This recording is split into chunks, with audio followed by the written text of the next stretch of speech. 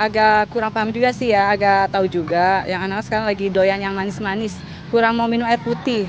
Pernah sih, cuma yang saya tahu cuma itu apa namanya, obesitas di sekitar perut. Belum pernah dengar. Kurangnya kesadaran orang tua, terutama bagi generasi Alpha yang menginjak usia 7 tahun hingga 12 tahun dalam melihat perubahan fisik pada anak. Sebab orang tua biasanya lebih berfokus pada berat badan keseluruhan anak dibandingkan dengan perubahan lingkar perut sang anak tersebut.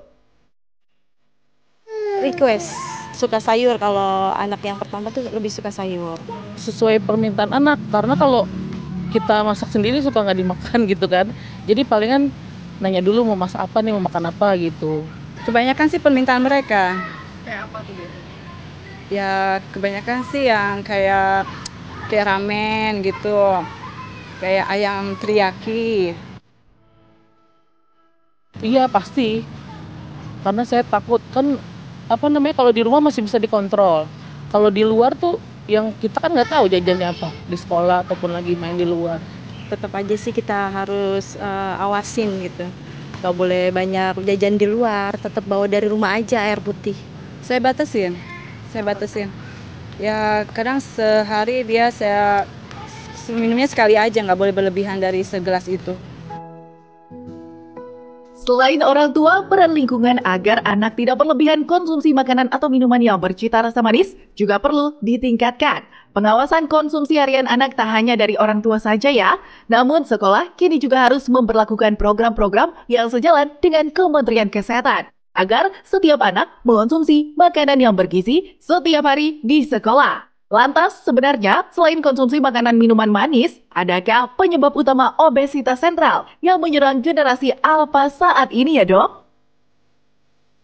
Penyebab utama terjadinya obesitas sentral pada generasi Alpha adalah karena pola makan di mana mereka seringnya makan makanan dengan tinggi kalori. Nah, selain itu juga dikarenakan aktivitas yang rendah. Aktivitas yang rendah bisa karena apa? Karena penggunaan gawe yang berlebihan. Bahkan faktor lingkungan juga bisa, di mana karena lingkungan tidak menyediakan ruang bermain yang nyaman dan aman, sehingga mereka menjadi tidak memilih untuk beraktivitas fisik di luar.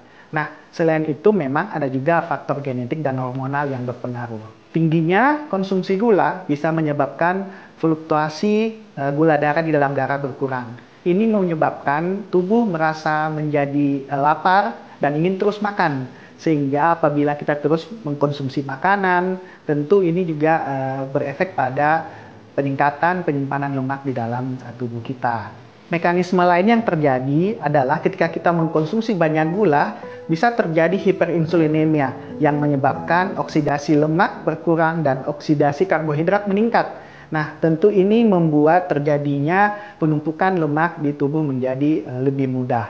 Nah, bagaimana dengan konsumsi serat? Ya, apabila kita mengkonsumsi serat di dalam pencernaan kita, dia akan mengikat kolesterol dan lemak, sehingga ikut keluar bersama kotoran. Sehingga apabila kita mengkonsumsi serat yang tinggi, maka semakin banyak pula tentu kolesterol dan lemak yang bisa kita keluarkan dalam tubuh kita.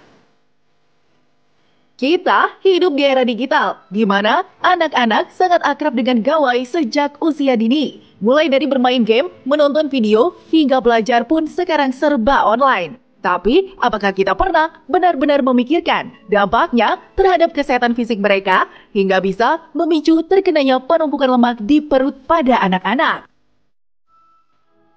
Penggunaan gawe yang sering tentu membuat anak-anak menjadi berkurang aktivitas fisiknya. Selain itu juga memicu pola makan yang kurang sehat. Misalnya cemilan-cemilan yang tadi banyak mengandung gula, rendah serat. Ya. Nah, selain itu studi menunjukkan bahwa apabila anak-anak itu di depan gawe lebih dari 2 jam, itu potensi terkena obesitas sentralnya menjadi lebih besar. Orang tua yang permisif dan tidak memiliki edukasi gizi tentu akan membiarkan anak-anaknya berkembang dan tidak mengkonsumsi pola makan yang sehat.